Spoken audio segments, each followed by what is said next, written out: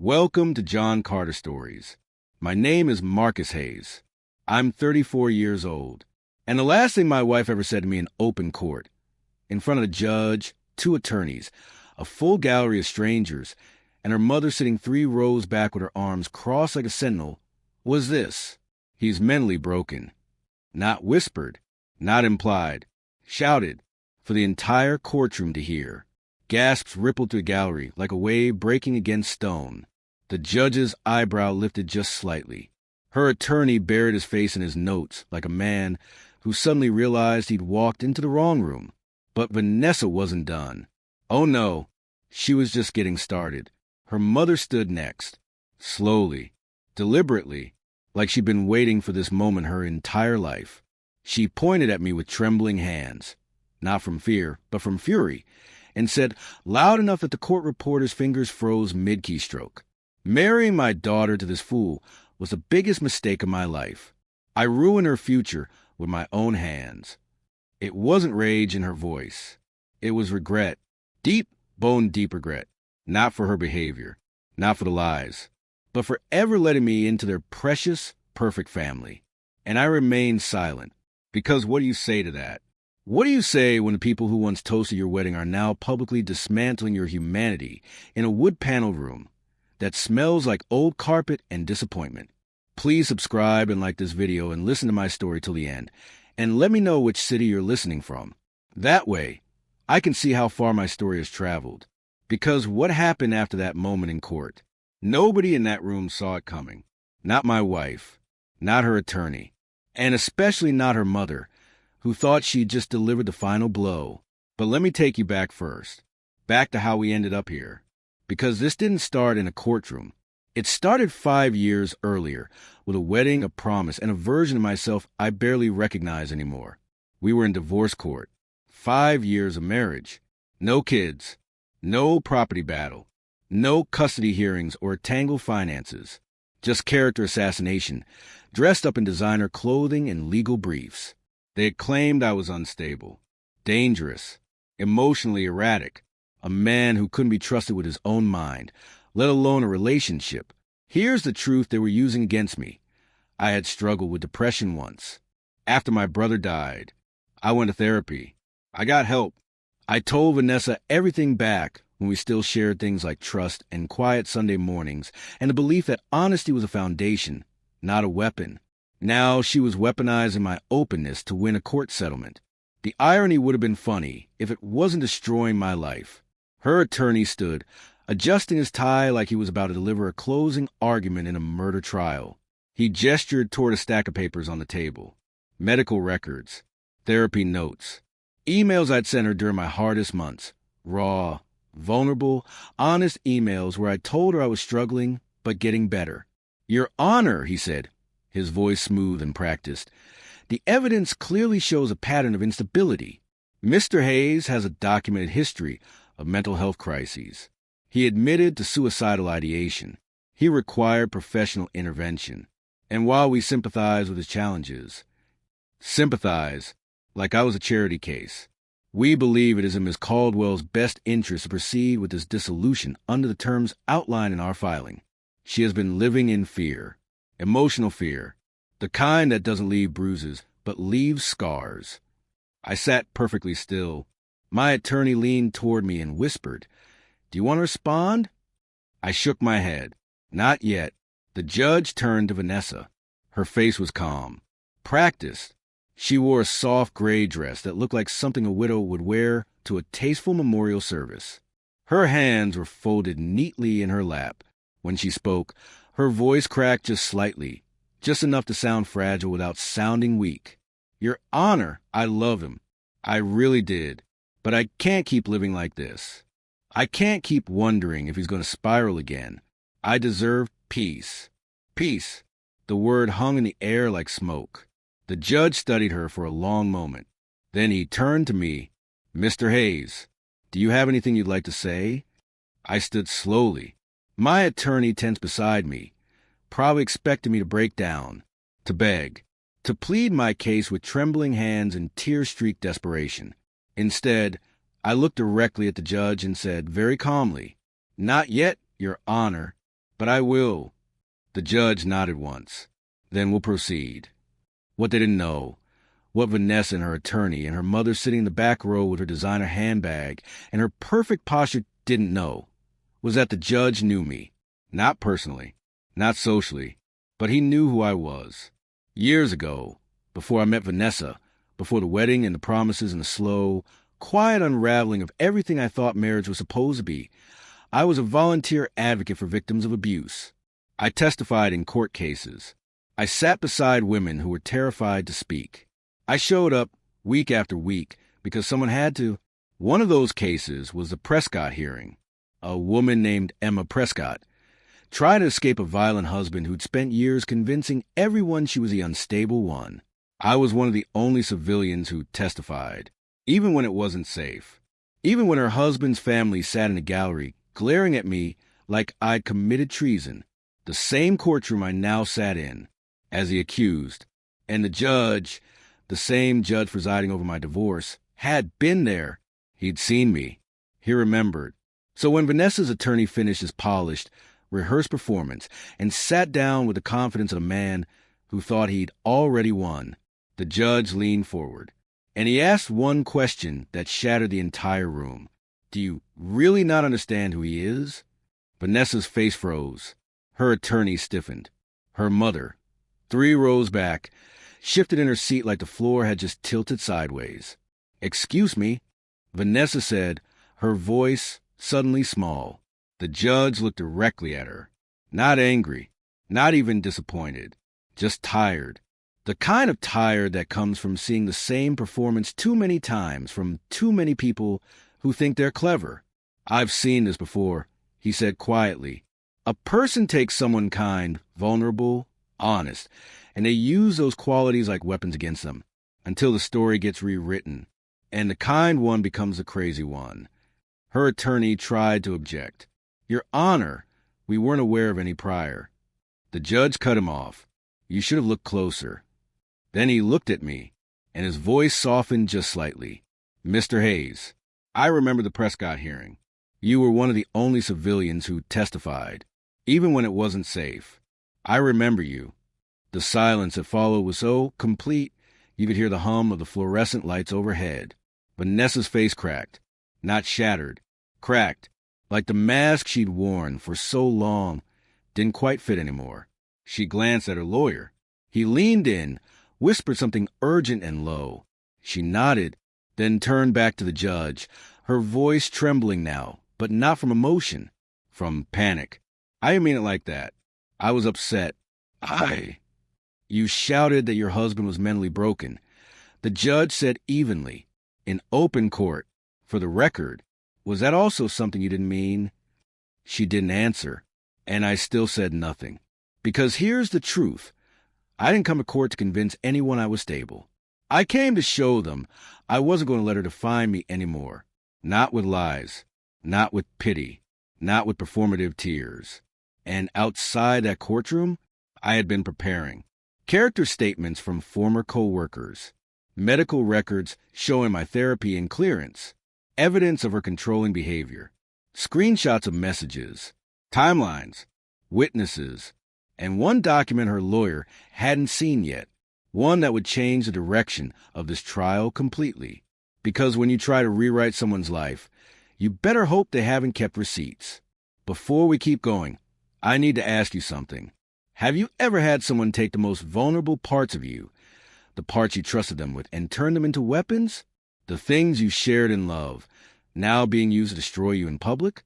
If you've been there, drop a comment right now. Just the word receipts, if you know exactly what I mean. If you've ever had to document your own life just to prove you weren't the villain someone made you out to be. I see every single comment. And some of them break my heart in the best way. Because they remind me I'm not alone in this. And neither are you. Okay, let's keep going. Because what happened next? The email, the journal, the moment her entire strategy collapsed. You're not going to believe it. The morning after the hearing, I receive an email from her attorney's office. Subject line, document request, exhibits for review. I open it just to be thorough. Standard procedure. A batch of scan files, PDFs. supporting documents for the next hearing. And there it was, buried 2 pages deep in a folder labeled Miscellaneous Uploads.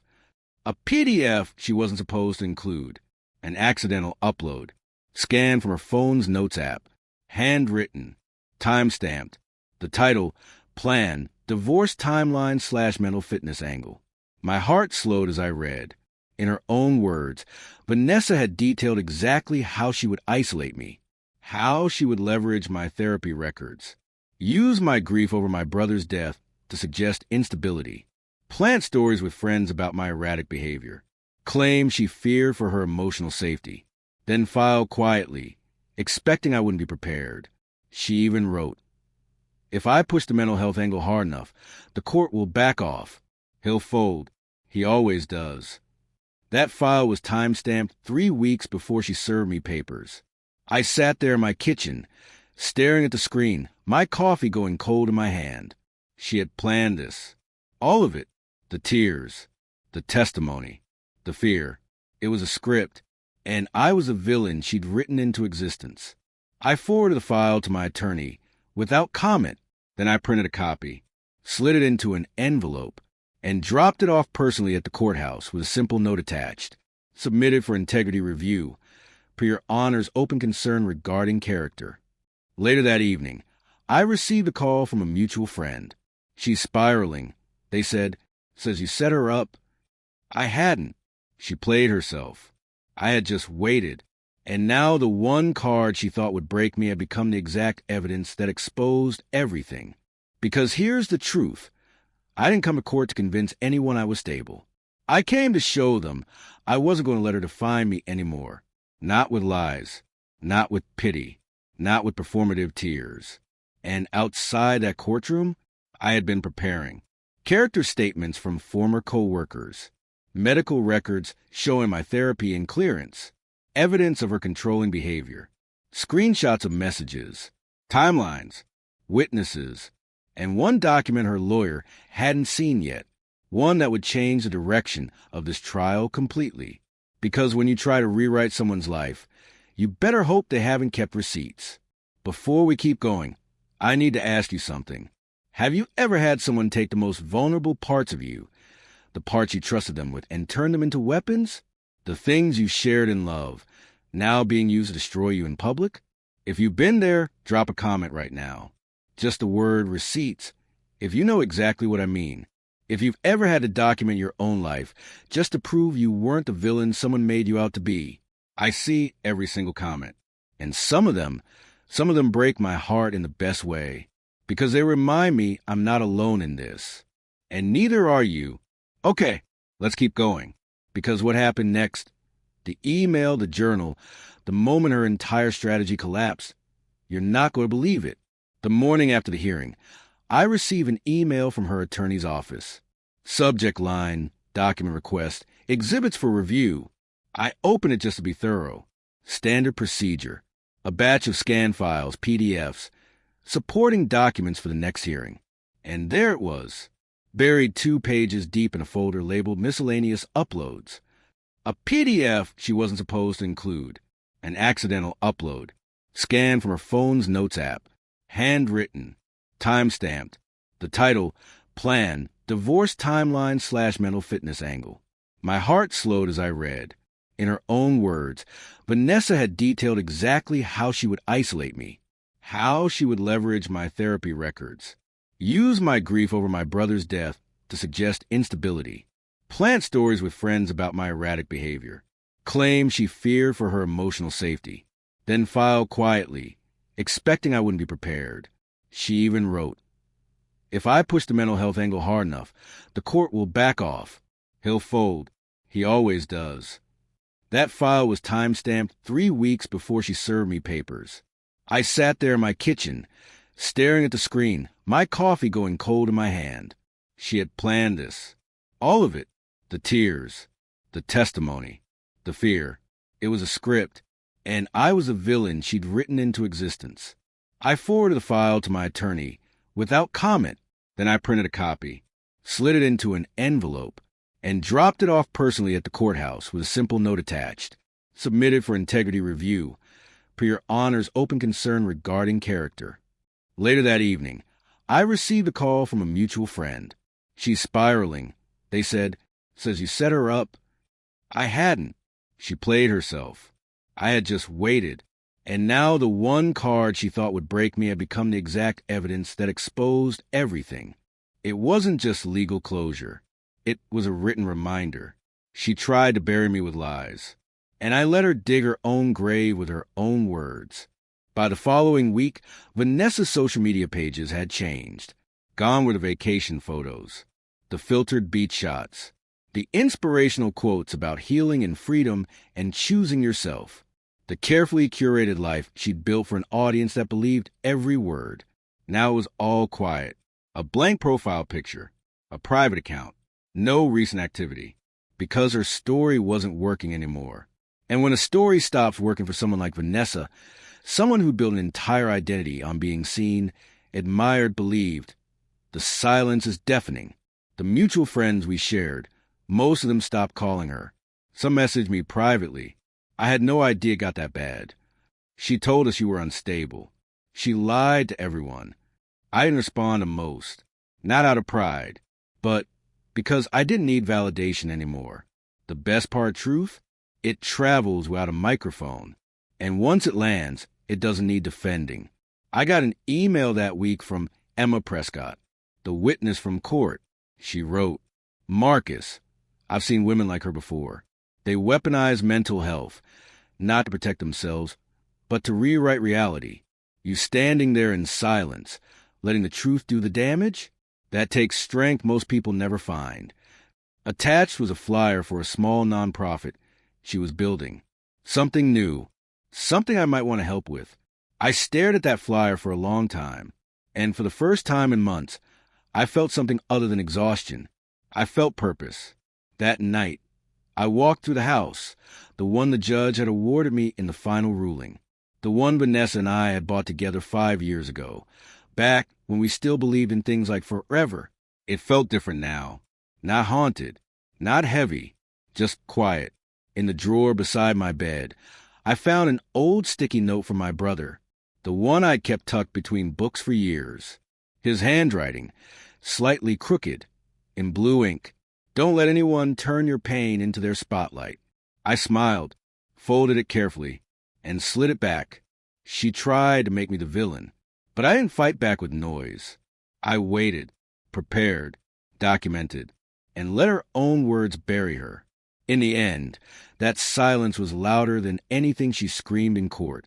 I want to pause here and ask you something I've been thinking about since this all happened. Have you ever had someone try to rewrite your story? Make you the villain in a narrative you didn't even know they were writing? If you have, if you know what that feels like, drop a comment. Just the word rewrite. If you've been there, because the hardest part isn't the lies. It's the moment you realize someone you loved was capable of them. Okay, let's keep going, because part 4 is where things shift again. And this time, it's not about the courtroom. It's about what happens after. A month after the final ruling, I was invited to speak at a local support group for men recovering from emotionally abusive relationships. I almost said no. I'm not a public speaker. I'm a quiet man. I don't like retelling trauma for sport. But something about standing in front of people who'd been through the same quiet war felt necessary. The room was small, community center, folding chairs arranged in a circle. About 15 men, ranging in age from early 20s to late 60s. Some looked nervous. Some looked numb. All of them looked tired. The facilitator introduced me. "This is Marcus Hayes. He recently went through a difficult divorce. He's here to share his experience. If you feel comfortable, please listen. If you don't, you're welcome to step out. No judgment either way." I stood, cleared my throat, and told them what I didn't tell the courtroom. Shame creeps in through cracks people leave in your name. I said, it doesn't announce itself. It just settles, like dust, and before you know it, you're doubting yourself, wondering if maybe they're right. Maybe you are unstable. Maybe you did imagined things. Maybe you deserve this. A few men nodded. My wife told everyone I was mentally broken. She used my therapy records against me. My grief over my brother's death. The most vulnerable parts of me, the parts one trusted her with, became weapons. I paused. And the worst part? For a while, I believed her. I thought maybe I was a problem. Maybe I was too much. Too fragile. Too broken to love. One man in the back wiped his eyes. But here's what I learned, I continued. Silence can be reclaimed. Stillness can be strength. When the world wants to hear your scream, sometimes the best thing you can do is whisper, with the weight of truth behind you. The room was completely still. You don't have to fight loud to win. You just have to stand still long enough for the truth to catch up. And when it does, it speaks louder than anything they ever said about you. Afterward, a man in his late 60s approached me. His hands trembled slightly as he gripped mine. You didn't just defend yourself, he said, his voice shaking. You taught us how to stay upright when they try to crush you sideways. I didn't know what to say, so I just held his hand and nodded, because that's what this was about. Not revenge, not vindication, just standing when everything in you wants to fall. Back at home, I walked into the kitchen and found an envelope on the table, a letter from the judge. Inside was a certificate, simple, official, judicial recognition of voluntary court advocacy, side stamp, date, signature. Underneath, a handwritten note. Marcus, I remember what you did for Emma all those years ago. You stood for others when no one stood for you. And when it was your turn, you didn't run. You rose. That matters more than you know. I pinned the certificate next to my brother's old guitar. And for the first time since this all began, I didn't feel like I'd survived something. I felt like I'd ended it. With truth. With quiet. With no blood spilled. Just lies undone. I need to ask you something. When was the last time someone told you that your silence was strength? Because we live in a world that tells us to fight back, to get loud, to defend ourselves at full volume. But sometimes the most powerful thing you can do is just stand still and let the truth do the work. If that resonates with you, drop a comment, just the word stillness. And if you're in the middle of your own fight right now, if you're sitting on your own kitchen floor wondering if you're going to make it through this, I need you to hear me. You will, not because it's easy, but because you're stronger than the story they're trying to write about you. Okay, one more part, the final one. Let's finish this. 2 months after the final ruling, I drove to the cemetery where my brother is buried. I hadn't been there in 2 years. Not because I didn't care, but because grief is heavy. And sometimes you avoid the places that remind you just how heavy it is. I parked under a tree, walked slowly across the grass, found his headstone, Daniel Hayes, 1988 to 2019, loved, remembered, missed. I sat down beside it, and I talked to him the way I used to when he was still here. I did it, Danny, I said. I didn't fold. I didn't break. She tried to rewrite my whole life, and I let the truth speak for me. The wind moved through the trees. I wish you were here to see it. You would have been proud. I stayed there for an hour, just sitting, just breathing. And when I finally stood to leave, I felt lighter than I had in years. That evening, I received a message from Vanessa. I stared at her name on the screen for a long time before opening it. Marcus, I know I messed up. I know what I did was wrong. Can we please talk? I sat with it for 2 days. Then I replied. It took me an hour to write 4 sentences. Vanessa, I forgive you. I mean that genuinely, without conditions. But forgiveness doesn't mean I want you back in my life. I wish you well. I press send, and something in my chest, something I didn't even know was still braced for impact, loosened, not because forgiveness fixed what she did, but because carrying it was costing me something I couldn't afford to keep spending. I let it go, not for her, for me. 2 days later, my phone rang. Unknown number. I almost didn't answer, but something told me to pick up. Hello, Marcus Hayes? Yes. This is Dr. Patel from the Community Advocacy Network. Emma Prescott gave me your name. We're starting a program for men in emotionally abusive relationships. We'd like you to be part of the advisory board. I sat down. Me? Yes. Emma said you're exactly the kind of person we need.